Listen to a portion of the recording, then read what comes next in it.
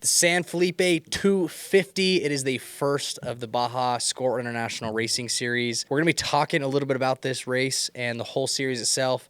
The race is tomorrow, and we just want to give everyone an opportunity to learn about how the race works, because it's a sport that I love, and it's a sport that I believe that you will love. So, to start and give you a little bit of background, I've been racing the Baja Series for over 10 years. I've won some of the races, podiumed some of the races, and raced in multiple different classes. And we can talk a little bit about what all that means. But to say the least, I'm experienced. And I may not be the smartest guy in the room, but I definitely have learned from a mistake or two in the racing world. As far as what you need to know and how to explain it to somebody. So let's jump into it really quick. The first race of the year, it's called the San Felipe 250. It's the only one of the races that's not called a Baja. That does confuse people, but it is part of the series. So the San Felipe 250, the number really just means how many miles it is. It's based out of San Felipe, Mexico on the Baja Peninsula, and it is a 250-mile race, and it is considered the fastest race in the Baja Score International Racing Series. So there's a bunch of different classes that race these races. From top to bottom, there's dozens of classes. To break it down simply, you have the unlimited classes at the top, which are considered the trophy trucks. And you have the trophy truck four-wheel drive. Then you have the trophy truck two-wheel drive. And then you have the trophy truck legends, which every driver who races the truck has to be over 50 years old. So it gives an opportunity for the racers who are getting a little bit older to compete one with another. But don't be mistaken, they still do typically place top 10, sometimes top 5. So those guys, although they're a little older, they are definitely more experienced and still plenty fast. And then breaking it down, you have the spec trophy truck class. And the spec really means that you have to fit within a specification. So it's not quite unlimited. You have a crate motor along with a couple different finite rules, but realistically, they're all roughly about the same horsepower and the same motor, making it a very even playing field. And some say that's the most competitive class in the racing series, just because everyone's on the same playing field. And there's a couple different builders who build the trucks who are all just neck and neck with each other. For instance, this year's San Felipe 250, the top 3 qualified trucks were all built by different builders. So that's going to be fun to watch. The top truck builders that you're going to want to know about in the unlimited class is Mason Motorsports. They build all of the top four-wheel drive trucks. They typically top 5 every race because of how fast and how perfect their trucks are, right? Mason Motorsports makes a beautiful truck. So hats off to them. They've been dominating since they came out a couple years ago.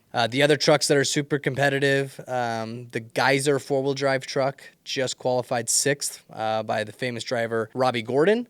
So that's really impressive. And then there's one other four-wheel drive Geyser truck, and there's one four-wheel drive Brenthal truck. But for the most part, Mason Motorsports does dominate the four-wheel drive class. In the two-wheel drive class, you have a couple of the same builders. Geyser's one. Mason Motorsports does make a two-wheel drive, but it's not very common to get one. Tisco makes a two-wheel drive.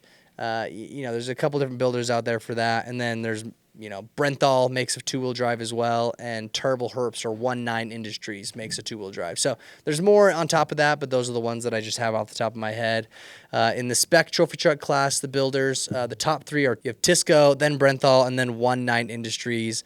The 19 Industries is the most popular truck. They build, their platform is really, really solid, and they just have a great output of trucks, and a lot of people are buying them. So watch out for the 19 guys. Below that, you typically have your Class 1 cars. It's a buggy class, the dying class, as far as I have been aware. Not very many people build the cars, and hardly anybody races the cars.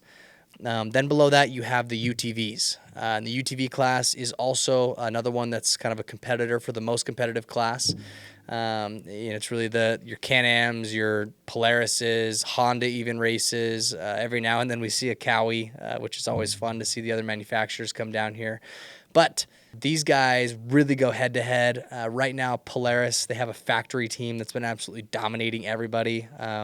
Nobody else really has factory support.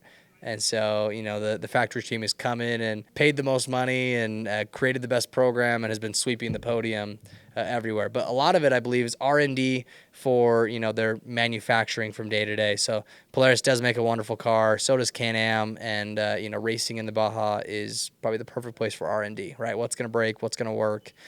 Brock Hager is the guy who's really been leading the pack on that. He's on a absolute tear of wins in the off-road world, but we won't get too deep into that. Then below that, you have other trucks, VW Bugs, Jeep Speeds, other like kind of smaller trucks like Tacoma conversions.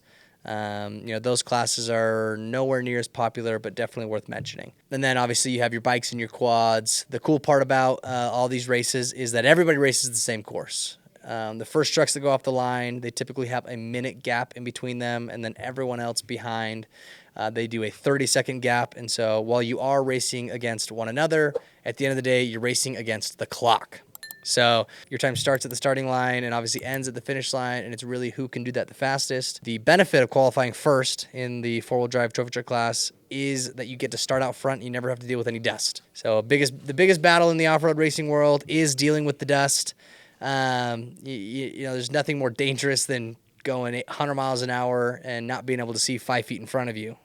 In the rocky desert of Baja, Mexico, right? The place is gnarly. So that's something to, kind of think about when you're watching the race. And the live stream that goes on tomorrow, it's Score International, is their website. You go and check out the live stream there. This is honestly a really, really cool sport. It's transforming into something that's way more watchable than in the past. And through the power of Starlink, we're able to transmit the live feed of inside the trucks and the drones that we have out there and the cameramen we have on the ground. So there's really great curated feed that can be put up on the internet, and the scoreboard is typically there, and you can just go and see on the tracker where everybody's at and what their corrected time is. Corrected time really means what their time is after any needed correction. So for instance, there's certain areas we have to go a certain speed, like speed zones. If you are on a highway section, for transferring, typically you're a 37 mile an hour or a 60 mile an hour speed zone, and if you speed, you obviously get penalized. There's pit penalizations, so there's pit rules. Those ones aren't too important. Most people just follow them just because they're pretty easy to follow. But if you guys have any questions about this racing series and any questions about Baja, feel free to comment those below. I want to answer any and all. I've been doing this for a long time, and I love to share my passion with people about it. To just finish off this, so like I said, it's a 4-race series. The San Felip 250 is the first.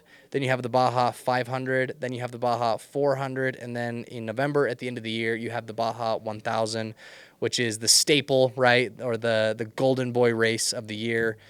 Some people wait their whole lives just to go and finish the Baja 1000 because it is a feat to conquer the desert, regardless if you win or not. We've been doing it for so long. Our goal is to win, and so we are, born and bred racers. Me and my dad have been doing it for a long time together, and we absolutely love it. So thank you guys for watching. If you guys want to see more content like this, along with any of the other random stuff that we're doing throughout the off seasons, then make sure to like, comment, and subscribe, and we'll see you guys next time.